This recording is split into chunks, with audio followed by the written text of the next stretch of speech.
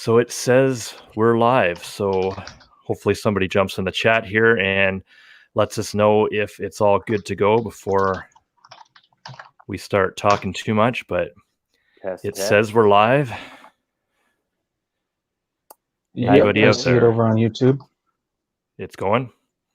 It might be a 10-second delay or so over there, maybe compared to what we're doing here. I'm going to check it on YouTube real quick on my phone. Got Lifted Adventures in the chat. Luke TRC. Luke. Oh,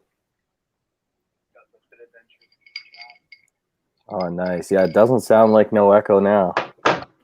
Cool. So everything good, guys, out there? You can hear everything, no echo, and we're coming through nice and clear. Somebody just say something in the chat. Let us know that it's all good, and we'll get this show on the road. Yeah, let's make sure we do an echo check. Yeah. All good, Luke says. Yes. Woo! Awesome. Cheers. All right, guys. So just want to briefly apologize for our technical difficulties on Saturday night. That was brutal, but I think we got it all sorted out for tonight. We got some new streaming software and tested it all out, and so far so good. It's going smoothly. So just welcome to the Out for the Season Mountain Bike Podcast, where we're not injured, it's just winter. So I want to welcome my co-host Tyler from Good Trails YouTube channel. Make sure to subscribe to his channel if you haven't already. He's Tyler over there on your right-hand side of your screen. Well, he has his name there. I forgot it says that now. So this is a bi-weekly podcast for the off season. We're going to be alternating this podcast between my channel and Tyler's channel every 2 weeks. And we are out of the province of Ontario, Canada. So most of the content will be based in that area, but not all of it. So when we're talking about trails and stuff, most of the stuff we're talking about is in that area. So today's episode is how we're going to make Ontario downhill great again. And with us is a special guest, is Kyle from Robbis TV YouTube channel. How you doing? This guy has the most stoke I've ever seen on the mountain. It's totally infectious. I got to ride with Kyle at Horseshoe Bike Park this past fall, and I've never seen somebody so pumped to ride a green trail before in my life. But you just have to follow his lines because he takes different lines than what I would take on the green trail, and you'll see why he's so pumped. But anyways, I'll let Kyle talk about kind of just do a brief introduction of who you are and how long you've been riding and that sort of thing. All right. Well, it's good. I'm Kyle Robinson. I'm a downhill rider and trail builder here in Ontario, Canada. I started riding back in 2006 and rode till about 2010. And then some things happened here in Ontario. Someone got hurt at one of our local mountains that we would ride downhill. And they, I guess, tried to sue, and they ended up having to pull out all the features and essentially anything that was fun and exciting. And if you left the ground, jumps and anything like that, they pulled it all out. So it essentially was just dumbed down and was no longer really fun. So stopped riding for 8 years, picked up the bike again in 2018, and again was just instantly hooked and was upset at myself for, getting off the bike and wonder why I had done it, and especially for that long. And then last year was my second year back on the bike, and just was slowly pushing myself and wanting to get better. And over the past 2 years, I've definitely been riding better than I ever had, and rode more than I had in the 4 years that I had rode when I first started back in 2006. And I'm stoked for this year. Nice. So when you got into biking, were you immediately like downhill oriented? Was that like where you started, like right into downhill, or did you kind of gravitate towards that and then get hooked into it? So for us, mainly it was more like slope style and like dirt jumping style stuff, and I guess like short free ride lines type thing. We watched like downhill videos and stuff, but living in Ontario, we didn't really have much, or at least we didn't know of anything at the time. So we started building, like dirt jumps and just like very short, like gravity oriented, like jump lines, so more like a slope style line. And again, just like, little free ride jibs here and there. And that's kind of how I got into it. And then my cousin introduced me to downhill, and I was hooked. And when we both stopped riding, and I got back on the bike in 2018, he didn't end up riding again. But then this past season, I got a new bike, and I still have my old downhill bike that I bought in 2017. So I let him ride that, come out one day, and I got to see the stoke in his eyes, just like, that first time we were out. And when he introduced me to it, now I got to reintroduce him to it. Now I want to get him back into it as well. Sweet. Yeah. So when you first did downhill, where was the first place you actually did downhill? Was it Blue Mountain or was it somewhere else? Yeah, it was Blue Mountain. Sweet. Ontario there. Yeah. And I guess it was a completely different area than it is now. Yeah. It was like back in the day, it was way more relaxed and more of a bike park vibe. Now it seems to be more, just more like a resort, and like the bike park kind of almost seems like it's like put second, if that makes sense. That's just kind of how I feel when I'm there. Right. And I still enjoy it. But yeah, it's definitely changed from what it used to be, I feel like. Now, do you feel like it's coming sort of back, like getting back to close to what it used to be? I feel like it's starting to. There's still, I feel like there's still some like conflicting, I guess, sides. Like, they are doing things to try and progress, but at the same time, like I was saying, like when I'm there, I kind of feel like, I'm not equal to everyone else, if that makes sense. I just feel kind of like a scumbag or whatever. That's just kind of the vibe that I sometimes get when I'm there, and versus being at, other bike parks where you get that really like homey, loving, like welcoming experience. And I love that. And I want them to go back to that. And they're kind of getting on that right track again. But again, there's some things that are like battling each other, and it's kind of like just holding things in the middle, and they just need to keep progressing and, pushing forward and keep the bikes rolling downhill. Nice. So both you guys sort of like, because I know Tyler touched on this in our first episode, and you can maybe elaborate more, but you were sort of riding Blue Mountain a little bit after, sort of, there's a little bit of an overlap. Like, I can't remember, you said you started riding Blue around 2009. Was that right? 2008? Me or Tyler? Tyler, sorry. My first trip there was 2006.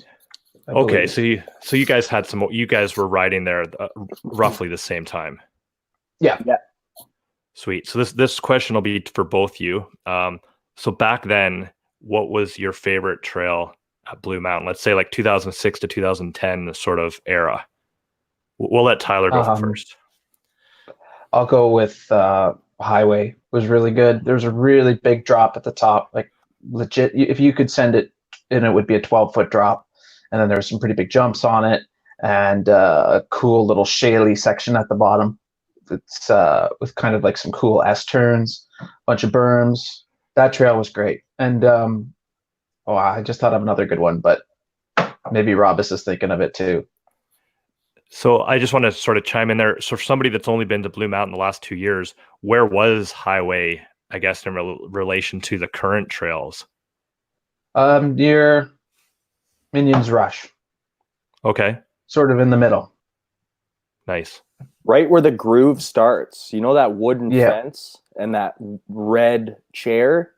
Yep. There used to be a link in that wooden fence right in the middle that was missing. And that was the entrance. And it would go straight, like the fence was like this. You would go straight, into it. And then the rock drop would happen. And then you would cross the road. And then go down into this big valley, and then up the other side into this wicked step up. Yeah, that was my favorite trail there too. Highway, and just the little section at the top, like that Scorpion Thunder link to Autobahn. Like it was like a shale kind of like shark tooth type rocky chute with like the rocks sticking out, and you go down the steep chute into a little rock drop into a jump and berm, and then you're on Autobahn. And that's actually the other one I was going to say. That's the one I was actually thinking at the end there. I was like, yeah, Scorpion Thunder. Yeah. Nice. So nice. Good. I hope somebody will ask me in 20 years what my favorite trail was, and I'll say something that doesn't exist, but I don't know. It probably won't be as cool. So what, this is a question for both you guys too, back in the day, what were you guys riding back then for downhill bikes? Like how much different is that compared to what you have now? And is it easier now or just different, or? Want to go first, Robbis? Yeah, sure. So I started out on for a mountain bike was a 2006 Da Vinci Kicker, and it was kind of like an all mountain, like I don't even know if it was meant for dirt jumping, but that's kind of the only thing they had at the time, if I can remember correctly. So yeah, we used it for dirt jumping and kind of like free ride and stuff. And then eventually I got some drop off triples, put some triple crown forks on that thing, and that was my hardcore hardtail once I got into downhill. So Sweet. I was riding that at Blue, and then I bought my first like actual full suspension free ride downhill bike. It was a 2006 Da Vinci Johnson, and then I upgraded the forks to some Rizzochi 888s, and Nice. then like a year or two later, after like selling my bikes and kind of getting out of downhill a little bit, and then kind of wanted to get back into it, and this was all within this 4-year window, I bought another Specialized Demo 8 and then rode that for a little bit. And now I'm on a Da Vinci Wilson 2019, and it's a 29er, so it's way different wheel size, 3 inches total difference compared to, you know, the 26-inch bikes of back then. Right. And yeah, it's way different. It's, I don't know if I would say easier per se. It's just way more stable and really promotes speed. And, you know, downhill was always generally about, you know, racing down a mountain as fast as you can. And generally it was like a racing sport. And the bikes were so short and so sketchy to ride, and they didn't quite promote what they were supposed to do versus now. And they're very, very forward thinking in terms of the geometry and the progression of bikes. And I think, I don't know, I think they're on point now. That's for sure. Somebody just chimed in with the chat saying 26 till you're dead, bud. I still have one. Yeah. I got my dirt jumper. Yeah, we kind of took a similar path. I started on a 2004 Norco A-Line. That was a 26er, 200 by 200, and had 888s, actually, which were probably one of the best forks I've ever rode still. Oh, yeah. 26-inch wheels, but the standover on that thing was crazy. It was like you were riding on 2 pogo sticks. It was just like going like that the whole time.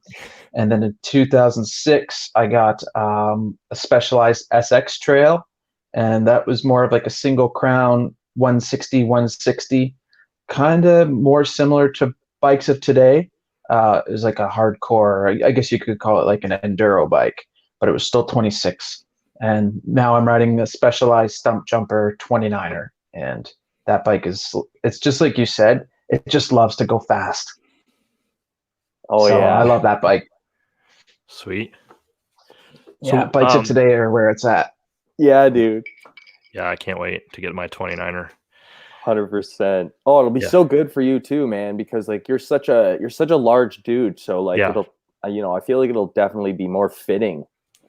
Yeah, that the Rain I had being size large, and it just I should have got an XL for one thing, and I always felt just a hair too big on it, and that's not a good feeling sometimes when you're feeling the bike's too small.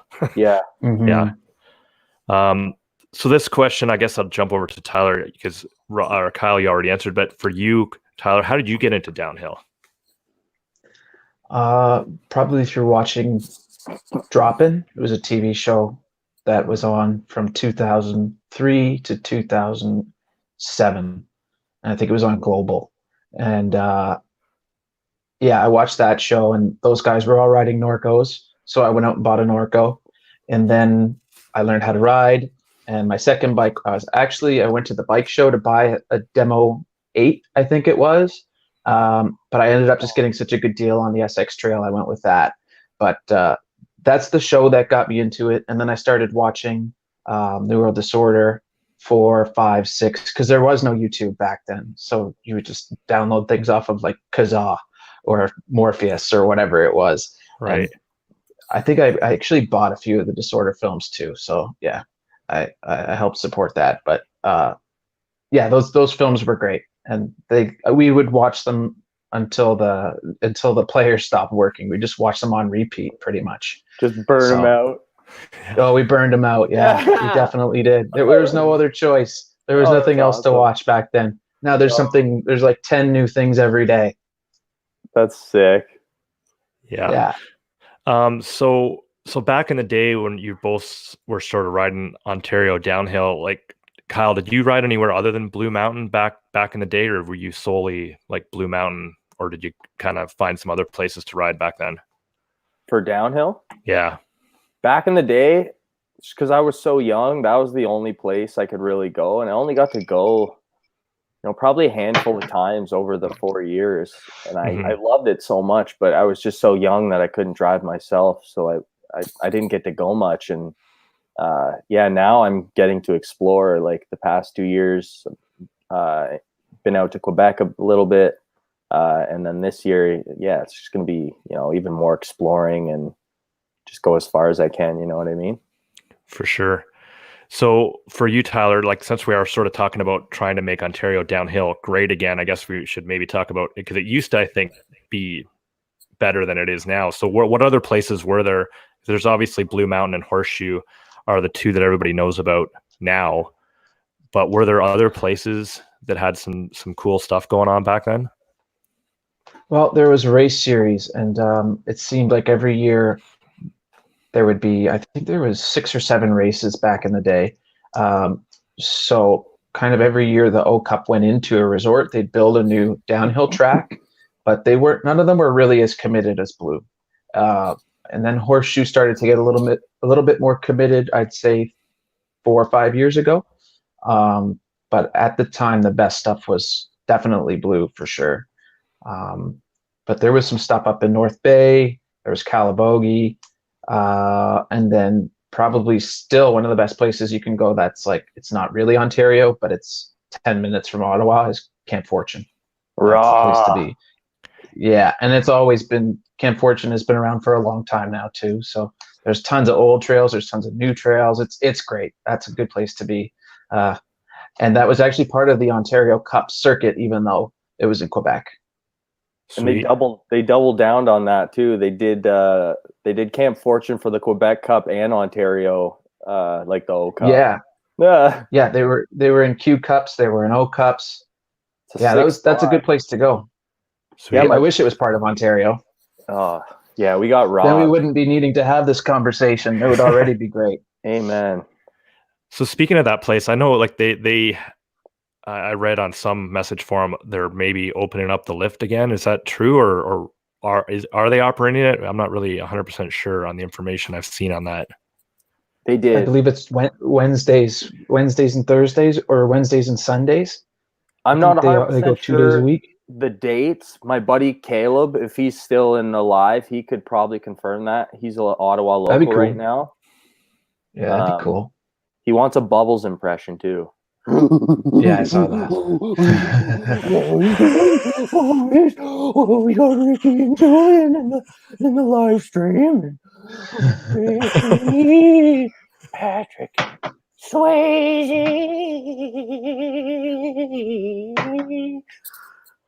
There you go, buddy. Yeah, nice. Sorry. Got to give the people what they want. You got to give the people what they want. Yeah, for sure. Yeah. So I got a question here from Ben here on the live chat for Tyler. He wants to know, do you know the sketchy run in Dagmar and who built that? They're all kind of sketchy. It's a sketchy just the little main. secret run. I believe the guy's name's Matt. I have him on Facebook. I can't remember his last name. I'll look it up quick. Is it Koning? Sam Squatch? Is it Matt Koning? Yeah. Oh, he's he built that place, didn't he? He's the horseshoe, like he's like the head of the horseshoe trail crew, I believe. Oh, maybe it's a different Matt then. Super nice guy, rides like slope style and like BMX races and stuff like that. Super nice guy. I'm not gonna be able to find him right now, I don't think, but I remember talking to the guy. He used to race Out Cup, and he was a really nice guy. His name was Matt. I just can't remember his last name off the top of my head. I haven't seen him for 3 or 4 years. I've got him on Facebook somewhere, but I've also got a lot of Matts. Yeah, it's a pretty common name. Yeah, it's people message me or they talk to me about stuff, and then a couple months later, I'm trying to remember who told me that, and like going through Facebook messages, going through Instagram messages and emails, and it's like I don't know who said what to me. Yeah. I can tell you in 2014 he rode a Silver Giant Glory, but I don't know his last name. Nice. Good memory. Yeah. So when we're talking about downhill back in the day, what do we think made it better than it is now? Is it just was less rules and less concern, or I guess, or maybe less information? They just kind of let people do what they did, and that was that. I think the bike parks kind of led the way. Like if you look at like Joyride 150 right now, when Joyride 150 opened up, there was a bit of a BMX scene in Ontario, but now I think the place has been open for 11 years. We're producing like X Games gold medalists. And I think back in the day when we had a bike park that was of pretty good quality, Blue Mountain used to be a really good bike park. We were producing guys that were going to Canada Cups and going to World Cups and placing well. But now we're not really, because I don't think the youth is getting into it like they used to. It's not as fun of a place to go where you can just drop the kids off and they can ride all day. So to add on to that, a lot of the people. Oh, sorry. Go ahead. No, go ahead, man. I was done. Okay. To add on to that too. Sorry, what were you saying? I just lost my train of thought right there. Oh my God. I was just going to say a lot of the riders that are still considered some of the best riders in Ontario are a little bit older, like Rob Fraser, Taylor Rowlands. Like those guys are probably the fastest guys in Ontario, and they're all like 30 plus now because they were around back in the day when Blue Mountain was the place to be, and I think they learned all their skills, and they're now still riding really well because of it.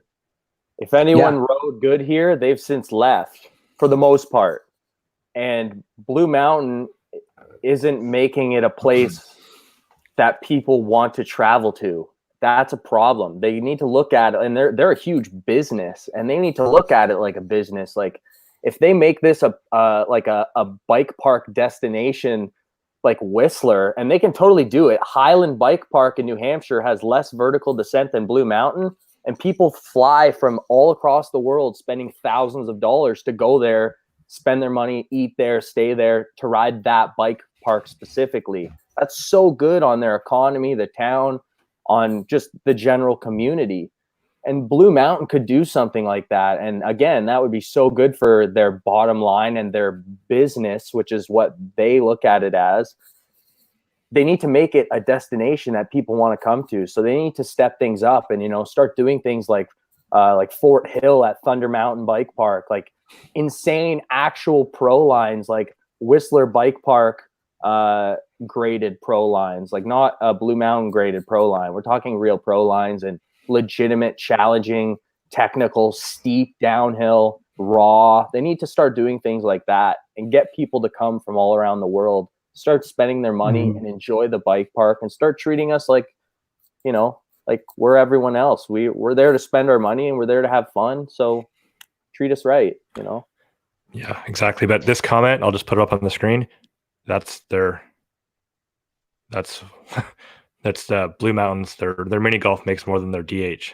Oh, 100%. So, that's crazy. Yeah. 100%. That's cool that you can put that comment up there too. That's cool. Yeah. I couldn't have said it better myself with regards to like Highland being the perfect comparison. And I would think that Collingwood and Blue actually have even more to offer for a full, like, if you're talking about I want to go somewhere for a week or 3 days, And you've got spend the money. Georgian Bay, and you've got the beach, and you've got all that infrastructure in the resorts, and then 3 stages there. You spending money, you're doing all kinds, like, so you could just have one guy bring his entire family out, and he's riding the bike park, but the rest of his family's going out there. They're going to restaurants. They're going out. It's a missed opportunity for sure. Currently, Blue's mini golf is making more money than the bike park, and that's because of the way Blue has set up their bike park. If they make it a destination that people want to come to from all around the world, they'll be making way more off the bike park. Mountain Creek Bike Park in New Jersey, Thunder Mountain in Massachusetts, Highland in New Hampshire, Windrock in Tennessee. That is a small mom and pop style bike park brought up by some riders. People are going there from all over the place, especially up here in Canada. And our dollar is so bad right now. And we're willing to go down there and spend our pennies to make their dollar. You know what I mean? And like that, people will do that to come to Blue, and they can make more money off their bike park, but it has to be something that they're willing to get into and they're willing to make happen. It can't be us. I would love to make it happen, but I don't run the bike park. If I did, it would be like Highland Bike Park. You know what I mean? And I'm sure if any of us did, that's exactly what it would be like. You know what I mean? Right. But I kind of even wonder, like, getting away from Blue, but you have other places that aren't maybe looked at as downhill, but you have places like Kelso that have a lift that did actually operate it this fall for a few rare occasions. Like, why aren't places like that doing that? I mean, that place, it's not a Blue Mountain, but it could be fun to do some downhill runs and have the lift operating, or even Bowler Mountain in London. I know it's not anywhere near the elevation, but they have a lift there and they could do some more things than they do. Whereas now you basically just ride to the top of the hill, ride around the top of the hill, and then ride down. So I don't know how we get these other places to see some profitability in it when even Blue Mountain doesn't seem to want to see it. And that's where I think maybe places like Horseshoe, they seem to, at least in my opinion, seem to get it a little bit better than Blue right now. Oh yeah. And I think you have experience dealing with them, Kyle, because I know you've been out there a lot and you've seen they've done a lot of changes in the past 2 years. Yeah, they're making huge leaps forward. Like they're passing Blue Mountain right now. The only thing that they have or Blue Mountain has on them is vertical descent, but they're making up for that, and just the features they're putting in, and it reminds me of Blue Mountain back in the day, almost like that, quote unquote Wild West. Blue Mountain, say they have all these restrictions being in Ontario and this and that, but I think it's just Blue Mountain making excuses. They can do a lot more than what they're doing. They're just not. Right. But, I agree. And Kelso, I think the reason they opened up their lift this fall was to see who would come out, see what numbers they would get, because I seriously think they're considering getting back into that route, especially being that the climate change and stuff like that, like the winters are so hit and miss, and their seasons have always been only about 90 days for the winter. So I can't imagine they make much money. So they need to start figuring out other game plans for keeping their business afloat. And I think that lift access biking might be one of them for permanent, hopefully, as well. I think with regard to Kelso, personally, I would just go pedal it. Like I could probably pedal it faster than getting on a lift and getting off a lift. But that doesn't mean I wouldn't be willing to pay to ride there if that meant they were going to build good trails. Yeah. Like I would happily go and pay $15-16 a day like you do to ride at the Kingdom Trails if I know that money is going to put 10 new trails in every year. And I think with Horseshoe, they're doing it right. And what I'd like to see Horseshoe do, and they're already doing it, is just build what Blue is unwilling to build. Like build a big like 6-pack of huge jumps, like a crabapple hit style, where it just keeps getting bigger and bigger and bigger. And that could be the whole run, like right from the top of the mountain right to the bottom, because you're not going to get that at Blue. And if they had that, I guarantee I would go out there and ride that. Like, so, and they've got those drops in the middle in the woods there, that big A-frame drop into that huge right-hand berm. Like, that's a really cool run. And if they build more stuff like that, I'll go out there all the time and ride that. That's great. And that's Trail 7 at Horseshoe you're talking about, right, Tyler? Yeah, okay. It's in the middle. It's if you get off the lift and go to the right, it's in the woods there. Yeah. I think it's 7. Are you talking about the one with all the jumps or the one with like the woodwork? Because there's the woodwork. I think number 7 is the one you're talking about. It starts with like a drop hip, like a hip step down drop thing, and then you go into the trees, and then there's like this big wooden A-frame that I was talking about the other day that you can just send to the dirt, and you're like, you know, probably a good 15-foot drop off the top down to the dirt landing, and it's amazing. See, you don't get. I know the one you're talking about. That's not the one I'm talking about. There's one. It's a little bit further down where you drop through the woods, and there's like a 7 or 8 foot ladder drop in there, and then you drop in. It's like through a gully almost. Like you'll ride up around the one side of the gully, hit this big ladder drop down, and then you go up the other side of the gully, and you like S-turn down through the gully. I've seen it in one of Tuki's videos. Yeah, they've changed that already. Did they? That was the one. I think that's number 5 or no. It's the one they call it's the only orange, like the prorated 4. Yeah. 4. Yeah. Yeah. It used to have that rock garden, and then it had that sort of old looking hip jump. Yeah. Hip jump. That's all changed now. It's totally and that drop you're talking about isn't there anymore. Oh, that's it was just there I rode it last year, and it's gone already now. Yeah, halfway through the season. They changed it up and like rerouted the beginning, and now like Trail 5 goes through the old rock garden and stuff, and like that's pretty cool. But yeah, now 4 is like they're like full on, like it's got like H2O style like tabletops and stuff.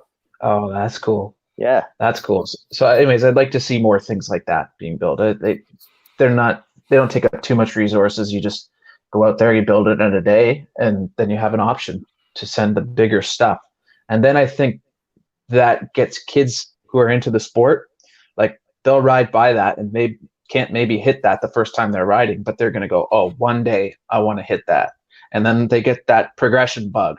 They catch that progression bug where they want to get better and better and better. And suddenly you have a mountain biker, and Ontario downhill is great again. Yeah. And we need that. Sweet. 100%. So we talked a little bit ago about your favorite trails back in the day. What are your favorite trails nowadays? I guess we were kind of talking about some trails at Horseshoe and Blue, but if you were to say what's your favorite Ontario downhill run right now, what would that be, Kyle? Ooh, that's a tough one, man. They're secret, aren't they, Kyle? Yeah, my favorite trails in Ontario are probably the secret trails. Like, I'm going to be straightforward. The best stuff in Ontario is the secret stuff, because they're just not, especially with Blue, they're just not willing, or it doesn't seem to they are willing to put in these gnarly features and these awesome tracks. Yeah, Horseshoe's got some sweet tracks, and Blue has some sweet tracks too. But yeah, my favorite Ontario tracks right now are secret trails.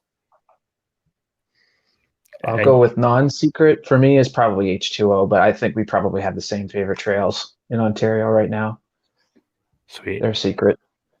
Yeah. All right. So I guess one of the reasons we had Kyle on here is he's actually looking at building some downhill trails in Ontario. So we wanted to talk to him about that.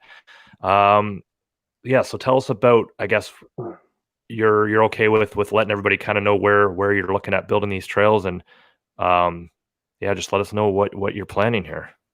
Yeah. So there's this spot I found. I was just driving up to Blue Mountain, I think this past summer, and I was driving up Caledon Mountain, and it's like, a couple kilometers long, just like going up this hill on this like 4-lane to 80-kilometer like highway stretch. And I'm like driving up, and I'm looking over my shoulder on the side because there's beautiful views, nice mansions and stuff around there, and like really nice big houses. It's nice to look at. I look over, and behind them is this big, beautiful mountainscape, for Ontario.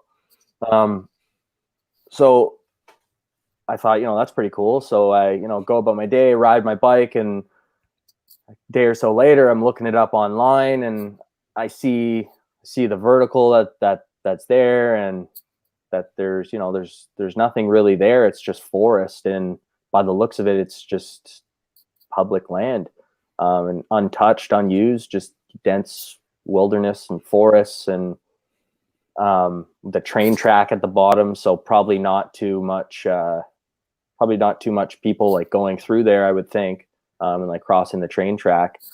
So yeah, I was looking it up, and it seemed like a really good spot to maybe potentially build. So yeah, it's this, we're going to get in there in the spring. A buddy and I are going to go this Wednesday actually, and start clearing brush at the top of the track. It's in a small little town called Bellefontaine, Ontario. It's a little like water, I guess like a waterfall type town, like very windy roads and small little like hilly town. Beautiful little town, very, very quiet. And yeah, I want to make this public only because we need more stuff like this in the province. They've got so much like it in BC of, people building these amazing trails and places to ride and shuttle yourself back up to the top, like as if you have a lift, but without one. So it gives you more opportunities to ride in other places other than ski resorts, as well as potentially make your seasons longer. So you're not relying on having to use a lift, because they close, very early in some cases and open very late in the season in some cases.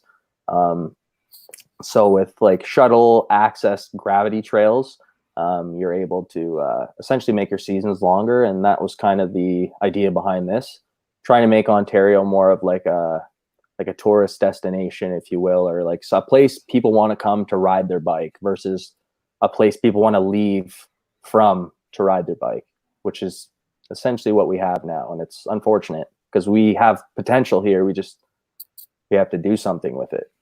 Right. Yeah. Right. And I'm just going to see if this works. So I'm going to bring up on Trail Forks sort of your plan for the trail, if you're cool with that. Yeah, absolutely. Let's see if this works here. Share screen. Share screen. Someone said Ontario is a cycling, or what did they say? Ontario isn't really a cycling province in general. Oops. It's honestly, it's very like cross-country oriented. Like Ontario is known to have quite good cross-country trails from what I've heard. I'm not a big cross-country guy, but even from people like, Emily Batty and these bigger names, like apparently Ontario's got good cross-country trails, but we can do that with gravity as well. We just, we got to do it. So this is it here. Let me see if I can make it. There we go. So you have 100. So it says here 155 meters of descent. What is that in feet like? So 155 meters in feet, and it's actually, I looked at the top because you can do like a double click on the very top of the trailhead, and it'll tell you the elevation as well as the bottom. And I think it was about 160 meters. So that works out to about 525 feet of vertical descent. And the first trail, as you can see there, will be just over 1.5 kilometers long, roughly. So yeah, that's something to have fun with, if you ask me. Yeah, it looks cool. Yeah, that's enough. That's enough for sure. Oh, 100%. And so the plan is to start with that, and then hopefully build on from there, I guess. Oh yeah, build more trails off that as well. There's I was looking at it closer, and it looks like there could be potentially 3 or 4 like shuttle pickups, like pickup points. So you could essentially have trails going off the trailhead, going down to 4 different locations. So you could have like a very wide variety in terms of a trail network. and then you just be picked up by the shuttle in like a different location. Nice. So I guess, so what you've had, I know you have a bunch of people sort of saying they're going to come out and help. So if people are interested in helping out with this, what's the best way for them to help, I guess? Like, how do they get a hold of you, or do you want to just kind of limit it to people you know, or how do you want to get this going? Like generally, I would like to have like as many people as possible. Ideally, like people with at least some experience in like gravity trails and like building like, you know, pretty good gravity trails, or even if they just want to come out and learn, they're more than welcome. If they want to get a hold of us, just send a comment or put a comment on the Philadelphia, the trail plan on Trail Forks there that Tugi just had on the screen. Just put a comment on there and I'll get a hold of you through that. And yeah, we're going to get this going. Cool. So if we look at other places like Quebec, for example, they seem to have a lot more going on with their mountain biking, especially downhill stuff, and just general acceptance from the province, I guess. So what have they done differently, or is it just the province's mentality is different than Ontario, that we can get it going here in Ontario? I think it's a little bit of everything. Like they have more vertical than us to play with, but that's not to limit us, because we have plenty to play with, as we've just established. They seem to, like, a lot of these trail networks, they get grants from the government. I'm not sure how our province works in terms of the government giving out grants for bike parks and trail associations and things like that. One thing I wanted to add about Quebec, I have lots of local buddies, you know, in the Bromont area that I've met over the past 2 years. And they've got, you know, so much good riding out there, so much just awesome places to ride. And one of my good buddies from Montreal that is, you know, a local rider at Bromont, he's going to be coming out in the spring as well. He's already confirmed it with me. He's going to drive out from Montreal to help build this trail. So like that shows the mentality of Quebec versus Ontario. Like, I know people that are in this province that I would love to have come out and build, that are kind of like iffy about it. They don't know. And, you know, like, this guy is going to drive a round trip of 12 to 13 hours to help us build this trail, to maybe ride it a few times and then go back home. And like, who knows if he'll ever get to ride it again. But like that's just the mentality. They want good trails and they want good places for people to ride, and they're willing to make it happen and help make it happen. And we all gotta come together and make something great, you know? Right.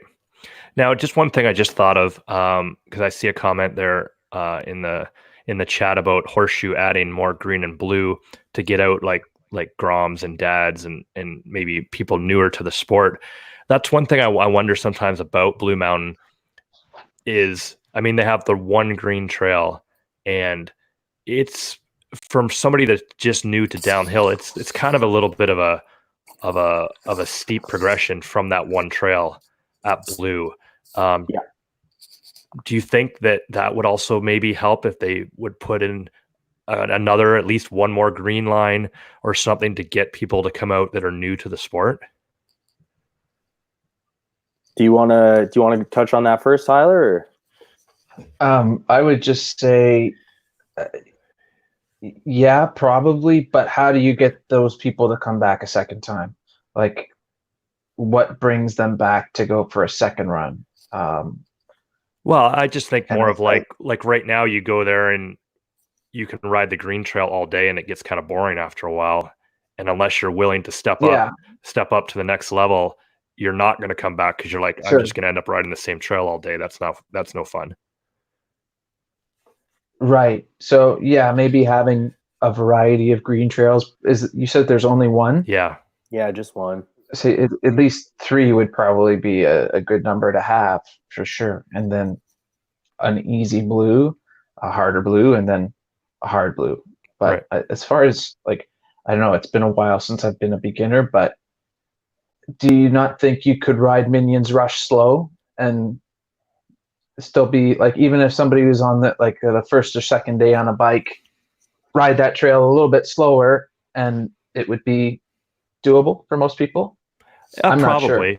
I'm just thinking of somebody like I know. I've taken my girlfriend both to Blue Mountain and Horseshoe, and Horseshoe she could probably ride most of the trails there, other than the big wooden features and stuff. But she could ride the trails. Whereas at Blue, other than maybe the Green Trail and Minions Rush, and maybe Showcase, if she was like really on the brakes the whole time, Yeah, I don't think she could do anything else there. Minions Rush is actually Showcase is actually kind of tricky because there are such steep sections that you really have to be on the brakes. Right. Yeah, I can see what you're saying. Maybe a variety of what would be nice if there was some blue trails that are easy to ride when you ride them slow, but when you take them fast, you can find extra lines, and then you're kind of appealing to a wider range of people. Right. Like there's a trail I'm thinking in Vancouver at Frome called Bobsled, and it's a blue, but anybody could ride it if they just took the right speed. And then if you want to ride it like full clip fast, like a pro rider would have fun on that trail. So it's those kinds of designs where at a bike park especially, you're kind of thinking about not just building a trail for a beginner, but building trails that people can progress on, so that they look forward to coming back to ride the harder trails, or just so that they can see, hey, I'm better, or I'm getting better. And then you kind of get that bug. Right. That'd be cool if they put in something like Cat's Paw at Highland. I'm sure you've ridden that, where could be a super easy trail, or it can be a lot more challenging depending on what line you take, and there's tons of optional features. And a trail like that would be killer there, because you could ride it with, somebody that's new to the sport. They don't have to hit any features, and you can hit all the features. And I think a trail like that would be awesome there. Mm-hmm. I love that trail. Yeah. One thing I think Blue really needs to do too, because I agree that jump from the Groove, which is Blue's Green Trail, to any one of the Blues, pretty much, other than like Minions, like I'm noticing the difference is the trail type. So going from like a machine groomed trail to like a natural, like a technical trail, they don't have a green tech trail.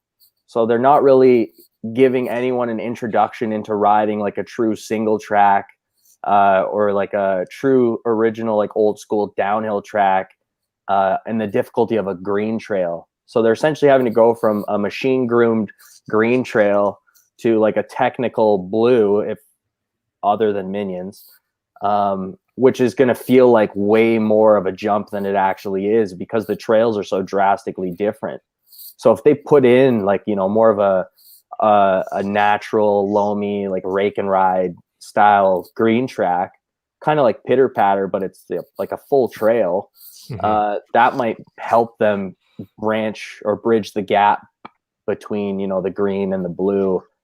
But and as well, like, they need to do more like expert stuff as well, right? Like I feel like they've hit that plateau. Like, what do you guys think? Do you feel like they've kind of hit that plateau? Like I was just going to say, as far as more green trails and like a rake and ride green, they used to have that. They used to have a trail called Goat's Gully. Do you guys ski there in the wintertime? Blue? Nope. No. Yeah. Blue. They used to have a green? Yeah, it was called Goat's Gully. It went through Happy Valley. Oh my God. I remember Happy Valley and like Sidewinder and stuff, but I don't remember that one, man. That sounds sick. It was cool. It was just essentially across a ski hill, but it zigzagged back and forth. There was the odd bit of rocks in there. And yeah, it was just a different way to learn how to corner on, like, it had flat corners. There's a few steep rollers in there. And I would say it was like a good green all-arounder. But they kind of got rid of that entire half of the bike park. Yeah, it's gone. Yeah. And that's unfortunate too. Like there's so much potential over there. Like there's so much good steep stuff on the north side of Blue. And like if you're caught over there, they'll like cut your pass, and it's like What? Mhm. What? Yeah, Oh. I mean, I'd like them just to have more trails over there, so you don't have to ride halfway across the mountain every time you get off the lift. Yeah. Yeah. That's brutal. 2 Yeah. kilometers to H2O. You know what I mean? Like, And I couldn't imagine doing that on a full downhill bike. That must be awful. and people Yeah. wonder why we have dropper posts. They're like, "Why do you have a dropper post on your downhill bike?" Well, come ride at Blue Mountain. We'll show you. Yeah. How about you? That's good. That's a good idea to have that, though. Yeah, dude. Like straight up. So, so I guess just where else in I know Tyler's been all over the place, but Kyle, where have you else ridden in Canada to compare to Ontario? Like, have you been out west before? I have not been out west yet. I'm hoping to get out there this summer with some pals. So far, I've just ridden in Ontario and Quebec.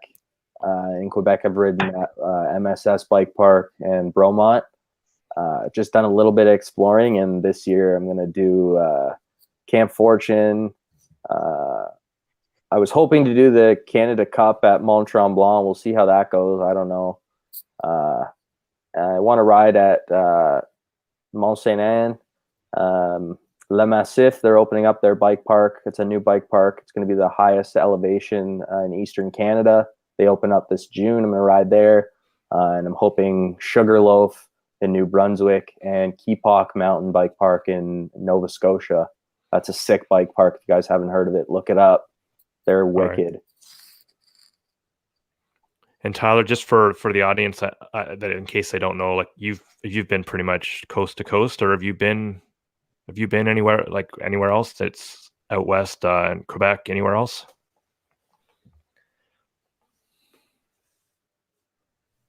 Sorry, I meant Tyler, not Kyle. Hello? You guys I hear me? haven't. Oh, I haven't ridden New Brunswick, but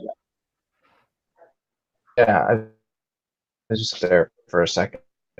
I've been to BC, Alberta, Quebec, and Ontario. Yeah, sorry, too. Okay. I'm having the same problem as you are. I'm kind of getting like a signal breakup. Okay. Yeah, I noticed he was kind of cutting out there. So where's the best place in Canada you've ridden? Tyler or myself? Tyler, sorry. No, it's okay. It just keeps What's freezing going up on? a little bit on me. Yeah. Where's your Sorry, favorite? I didn't hear the question, Tugi. I'm having some breakup as well. I was just saying, where's your favorite place you've ridden in Canada? Hey, man, I'm having some difficulty hearing the question. Can Okay. you hear me, Tyler? We're gonna have to edit this out. Yeah. Probably Whistler. Oh, okay. Yeah. Standard answer. Yeah, I knew he was going to say Whistler. Yeah, I've Not. like breaking in and out. Yeah. Yeah. Are you on Wi-Fi or a hardwired connection? Are you guys having trouble hearing each other, or is it just me? No, just you. Yeah. I'm on Wi-Fi, but like I'm right next to the modem. Now you're good. Yeah. Yeah, it I've seems to be got okay full now. bars. Don't get too close to the camera because then you Okay, start let breaking me just up. turn off everything. Look at I your. think I know what's going on. I'll be right back. Okay. Okay. When he looks at his computer, good now? it seems to be working. Okay, good. cool. But then Seems when to be not bad. he gets really close to the camera, it starts lagging. Yeah. Yeah. Too handsome for the camera, I guess. So I think Yeah. I just gave the standard answer as Whistler. That's a good Yeah. answer. It's a good answer. Whiteface. I've seen you've ridden Whiteface. Whiteface. Okay. Someone in the chat said something about Whiteface, how they have a lot of potential. Whiteface looks amazing. Yeah, exactly. It can't handle me. I'm just gonna turn off everything on my computer. Yeah, Tugi, if you do another East Coast tour, I like that, by the way, that you did that East Coast tour this summer. That was sick. Right.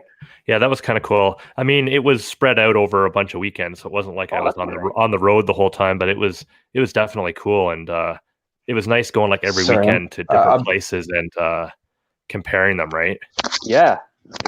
Yeah. Yeah, that was awesome, dude. You should check out Whiteface if you're like doing that again and you're in that area. Definitely check them out. It's a really rocky, like Windrock. It's like Windrock of the north Right. and Bromont of the south. Right. Now, actually, that reminds me of something I wanted to say. Like with this place you're building and, being shuttleable, is that a word? I don't know. But like ultimately, are you thinking maybe something kind of like Windrock eventually where it's like a park like that, where it's like a self shuttle maybe park, or is that maybe too ambitious for what you're thinking? So the idea of it would be just like the North Shore, like how you can shuttle it yourself. In the future, if we could set up something to work something out with the town where we could actually set up like a legitimate bike park and run like a shuttle service and stuff, that would be the absolute coolest thing and the ultimate goal. But the starter goal was to get something where if you wanted to go there with your buddies and shuttle yourselves for the day, you can. And you just, switch out shuttle drivers each run or however you want to do it. But yeah, if something like that could get worked out in the future, that would be amazing, because we need more stuff in Ontario. We all know that, and we all agree on it. We just need it, Right. I see a comment here in the DMBA. I think that's the Durham Region Mountain Bike Association. Skyloft. I don't know if you have any of you have heard of that place. Skyloft. That sounds familiar. They're at least interested in some discussion for some gravity trails. So that's cool that at least people are open to the idea now. And Ben, if you know any more about that, do you know where they would be building these gravity trails? Because yeah, that's very interesting, and I love hearing stuff like that, because we need that. It will bring people.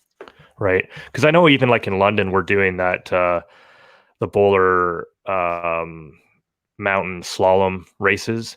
Yeah. And it's just down the grass hill, but it's still gravity riding, and they're getting people out that are into gravity riding, and Two Wheels puts that on. And I mean, that's a cool thing. And I think it's showing Boulder Mountain that there's interest in that kind of riding, and hopefully they maybe do something more there. 100%. I saw a video recently. It was the other day. I don't remember the title exactly, but it was something like, I think it was like how mountain biking saved a small Australian town.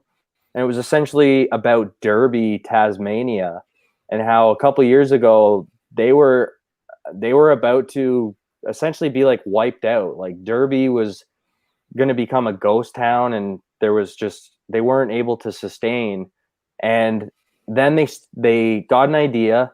They did what Windrock did, was they built a trail, started shuttling people, like to pay paid shuttling people on it, and that started bringing people in. And then a year later, the Enduro World Series stopped there for their first time in Australia, and that popped it off. And now Derby, Tasmania in Australia is a booming town, which was essentially about to become a ghost town.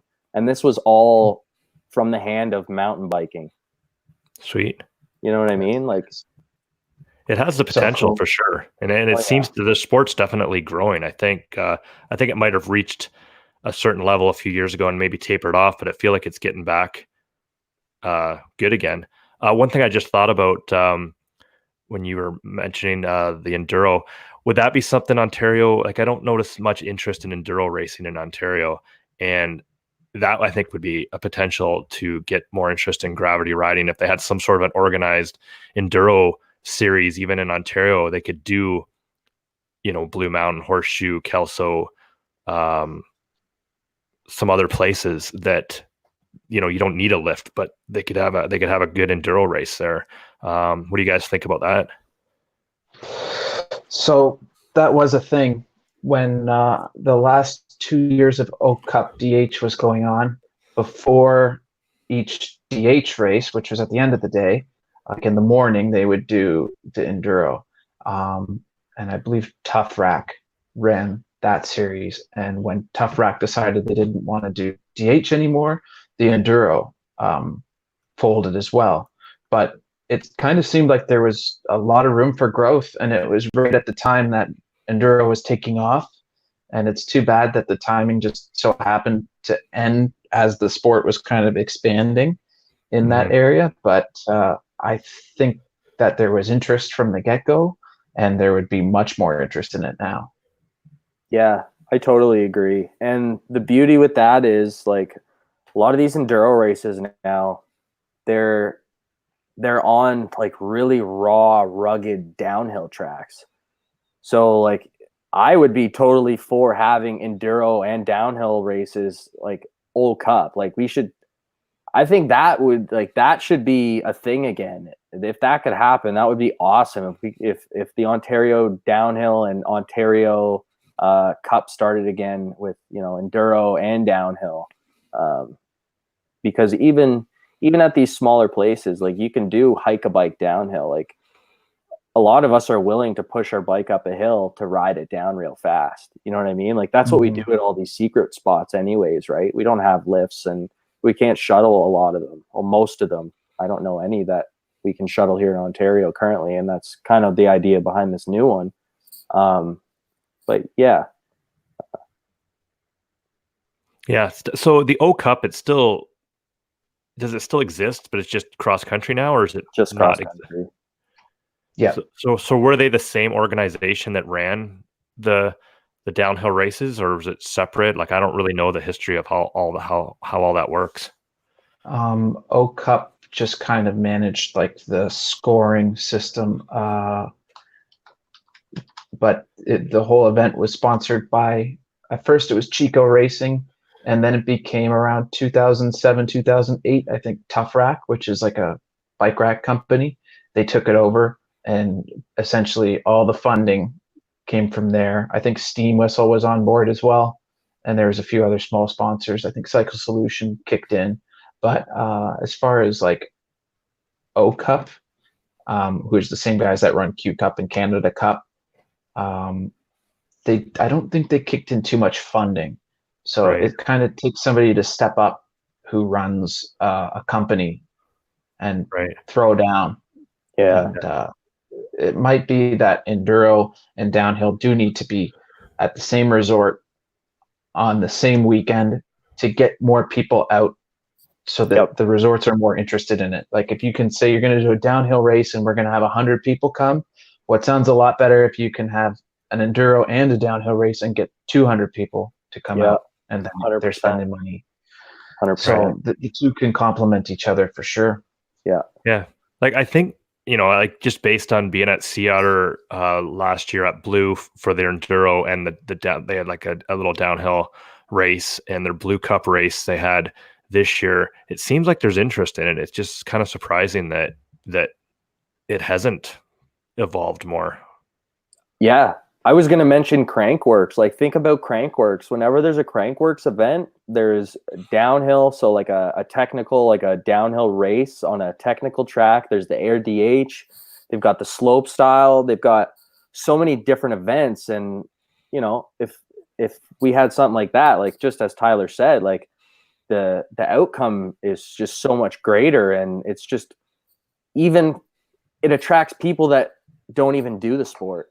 People will come out to watch and be fascinated by it for the first time ever, and it may get them into the sport, or it may get them behind a camera to film someone in the sport, or, you know, they may want to start a business to help do something positive for the sport, or what have you, right? Like there's a lot of good behind it. Yeah, that just reminded me of a friend of mine I ride with. He said back in the day he would go, like you said, just watching. He would go to Kelso and just hang out on broken spokes there, and just to watch people crash. Just to see them break their spokes. Yeah, because that's a little gnarly section there. Wow, I was one of them. I crashed on that drop a few times. Yeah. Was that the one that had like the mat laying down on like the part of the landing? Like there was just like a mat laying over some rocks. Yeah, that one. I wish I got to race the Ontario Cup. Like I never did any races or anything back then. I've always wanted to, but never got to. That would be cool if that came back. Fun. It was fun. Oh yeah, dude.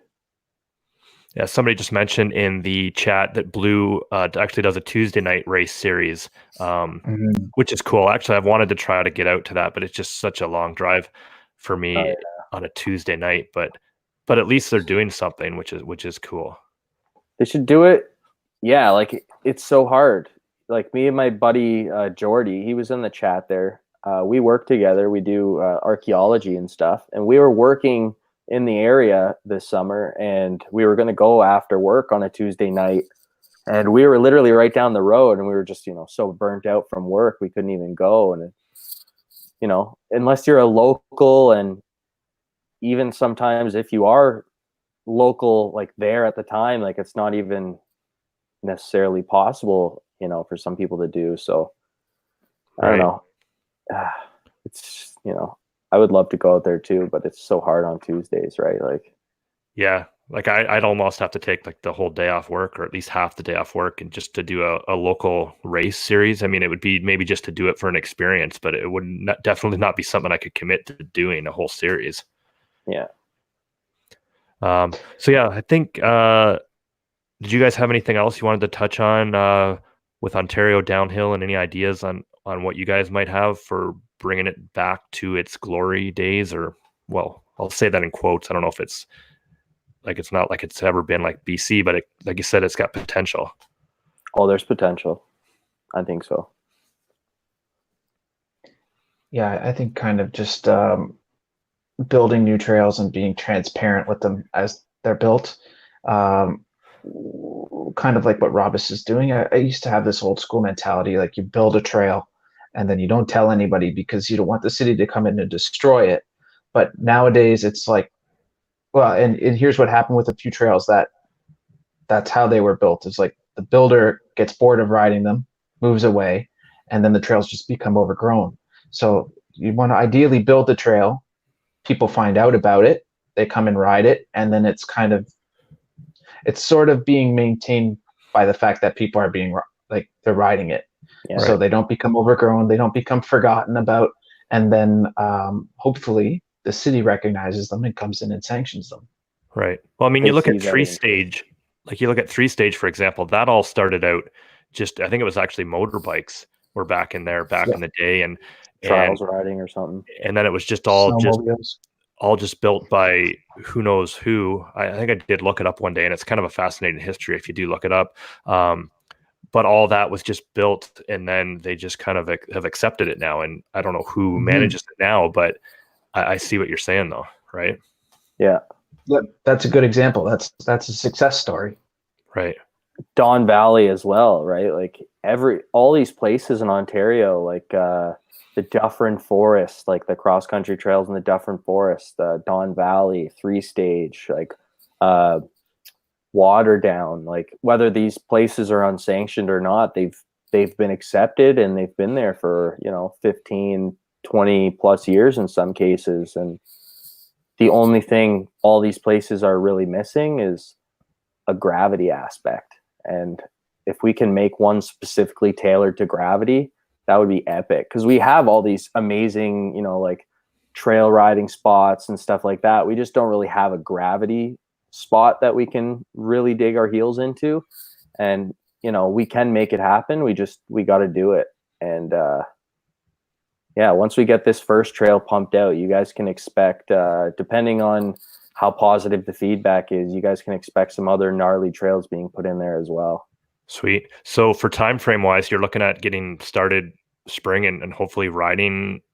Like how soon do you think you'll actually have the trail built and riding it? The goal, we're getting out there this Wednesday. A buddy and I, we're gonna get up to the trailhead and start clearing like brush and deadfall and stuff. The goal is to ideally have it done before the bike parks open. And if we could be riding this track before the bike parks open, that's the ultimate goal. That's kind of why we wanted to go with just like a natural, like rake and ride style track to start with. So it's minimal work, and you can get it cleared and rideable rather quickly. Cool. So yeah, I think we talked about a lot of stuff today, and I think got a lot of cool ideas, and the history of Ontario downhill was kind of cool. So yeah, I want to thank Kyle for coming on the episode, and I think this stream went well. So that's much better than the attempt we did on Saturday night. So hope you guys enjoyed it, and we'll have another episode. I think that'll be scheduled for Saturday, whatever date that is. That is the 25th. That's the plan anyways. With Stay Wild YouTube channel. Is that correct, Tyler? Yeah, Josh from Stay Wild will be coming on, and he's got a film project that he's doing, and we're probably going to talk about some fat biking too, so that'll be fun. Sweet. All right. So yeah, we'll just want to thank Kyle again, and make sure you subscribe to his channel. Go to Robbis TV. There should be a link in the description for this. Make sure to subscribe to Good Trails YouTube channel. And if you haven't subscribed to mine for whatever reason, but you're here, subscribe. And yeah, hope to see you in a couple weeks. So thank you for watching. Thanks for having me, guys. No worries. Thanks, man. Oh wow, we just got a $20 super chat Oh, right that's at the wire. Nice. Sweet. Thank you, Adventures on a What was that? $700 hardtail. Cheers. So cool. That's an awesome chat, man. Yeah. All right. So thanks, guys. Signing out. Thanks, guys. Take care. Yeah. Thanks. See ya.